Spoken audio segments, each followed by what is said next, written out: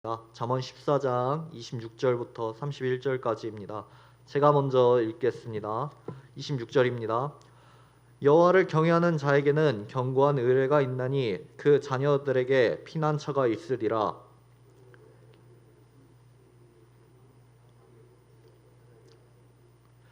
백성이 많은 것은 왕의 영광이요 백성이 적은 것은 주권자의 패망이니라.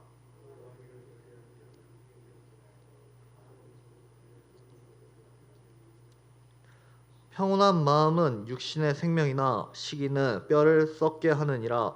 가난한 사람을 학대하는 자는 그를 지으신 이를 멸시하는 자요 궁핍한 사람을 불쌍히 여기는 자는 주를 공경하는 자니라. 아멘.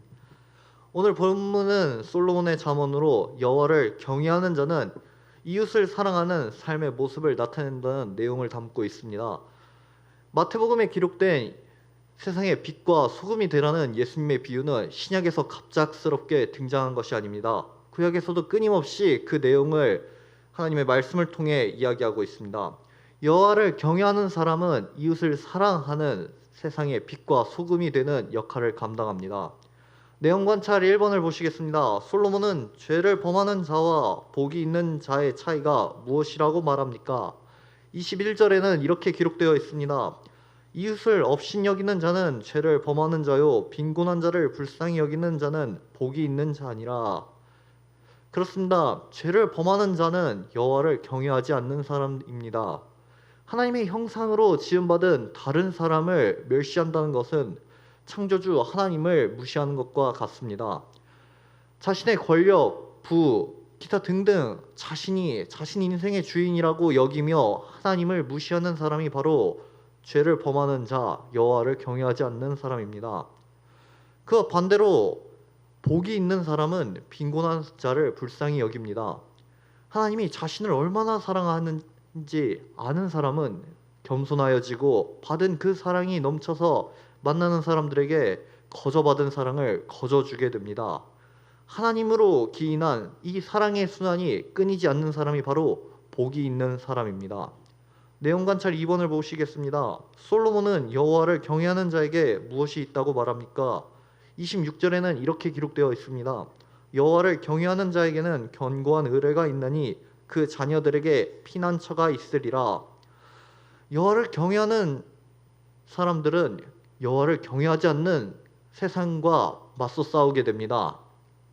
그 세상의 물결에 반대하는 사람들은 그 거센 풍파와 물결 속에 거슬러 올라갈 때 힘이 필요합니다. 그 힘은 자신에게서 나지 않습니다. 오직 이미 승리하시고 세상을 주관하시는 여호와 하나님께 그 힘이 납니다.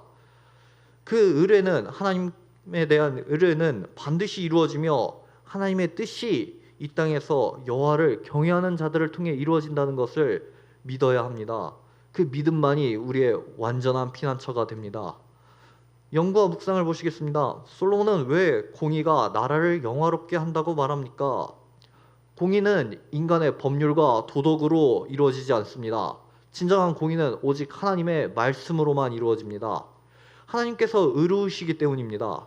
그런 의로우신 하나님께서 말씀을 통해 드러내신 뜻을 따르는 사람들이 있어야 이 사회에 진정한 공의가 나타날 수 있습니다.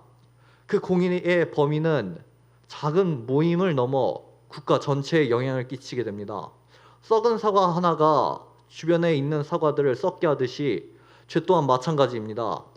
죄와 사망의 풍조가 가득한 이 분위기와 현실 속에서는 죄를 범하지 않으려는 사람 또한 자연스럽게 죄를 범하게 됩니다.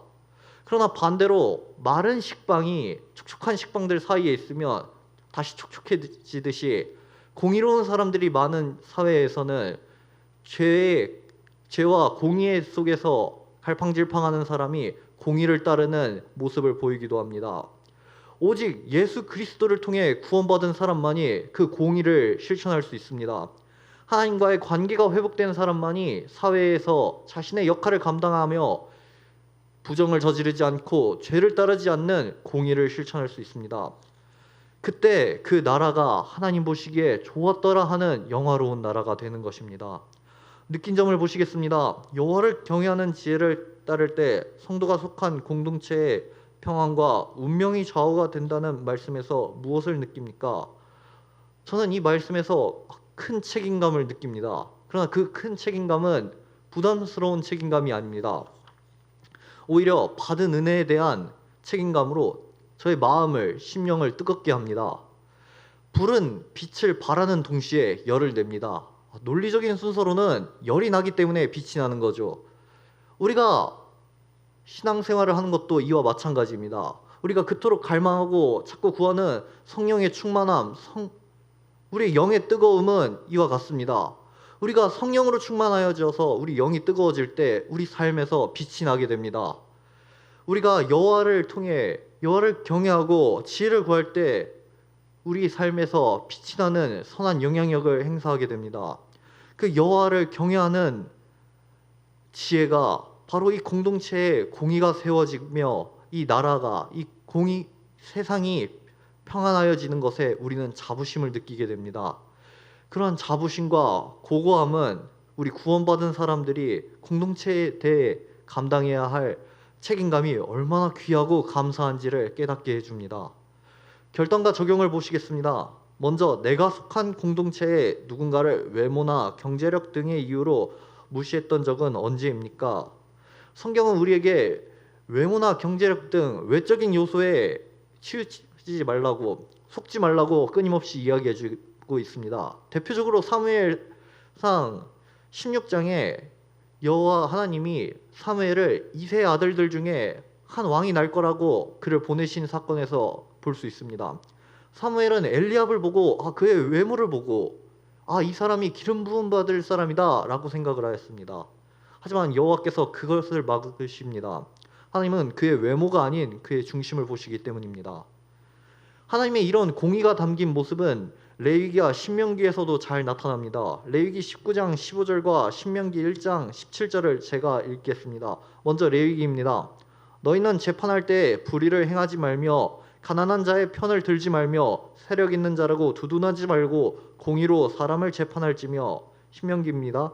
재판은 하나님께 속한 것인즉 너희는 재판할 때 외모를 보지 말고 귀천을 차별 없이 듣고 사람의 낯을 두려워하지 말 것이며 스스로 결단하기 어려운 일이 있거든 내게로 돌리라 내가 들으리라 하였고.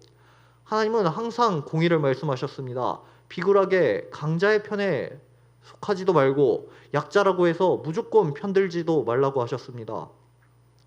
그렇기 때문에 우리가 속한 공동체에서 그 사람이 가난하든 부유하든 외모가 어떠하든 상관없이 무시해서는 안 됩니다. 우리의 기준은 여호와 하나님의 공의와 사랑인 것입니다. 하나님의 공의와 사랑이 가득한 사회에서 진정으로 하나님이 경배받으시고 영광받으신다는 것을 우리 길동교회가 삶을 통해서 나타내기를 간절히 소망합니다.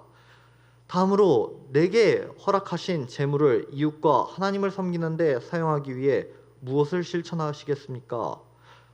여호와를 경외함으로 인해 이웃을 사랑하는 것을 실천하는 것이 가장 바람직할 것입니다. 우리가 하나님께 헌금을 드릴 때 우리의 마음가짐은 내가 받은 모든 것이, 내가 누리는 모든 은혜가 다 하나님께 속한 것이고 하나님께서 내게 베푸신 것이라는 그 신앙의 고백인 것입니다. 이것은 하나님과 나 자신과의 수직적인 관계입니다. 그러나 이 수직적인 관계에서 우리는 멈춰서는 안 됩니다. 수평적인 관계 또한 바라봐야 합니다. 하나님이 나에게 주신 이 은혜가 그저 내 배만 부르게 하고 내 삶만 풍요롭게 하는 것이 아니라 내 주위에 있는 이웃을 돌보고 사랑을 나누라는 그런 은혜라는 것을 우리가 기억해야 합니다. 그 이웃들은 멀리서 찾을 필요가 없습니다. 바로 우리 옆에 있습니다. 먼저 우리 길동교회 공동체를 살펴보아야 합니다. 오늘 본문 31절은 이렇게 증언하고 있습니다. 가난한 사람을 학대하는 자는 그를 지으신 이를 멸시하는 자요 궁핍한 사람을 불쌍히 여기는 자는 주를 공경하는 자니라. 우리 교회는 정말 가족 같은 분위기와 가족 같은 관계를 가지고 있는 아주 따뜻한 교회입니다. 그렇게 따뜻한 교회는 서로 간의 형편을 잘 알고 있습니다. 함께 구역 모임도 하고 소모임도 하고 또 전도회를 하면서 어떤 사정을 갖고 있는지 어떤 문제가 있는지 너무도 잘 알고 있습니다. 그 모임을 통해 알게 된 필요나 도움이 있을 때 그 자리를 벗어나거나 외면하지 마시길 바랍니다. 말씀을 통해, 기도를 통해, 또 수고를 통해 하나님께서 베푸신 은혜들을 필요에 따라 나누는 것이 우리를 통해 영광 받으시는 하나님의 방식임을 우리가 기억해야 합니다. 그것이 진정으로 여호와 하나님을 경외하는 삶이며 이웃을 사랑하는 삶을 실천하는 삶일 것입니다. 우리 길동교회가 이런 하나님으로 인한 사랑이 가득 넘치는 교회 되기를 소망합니다.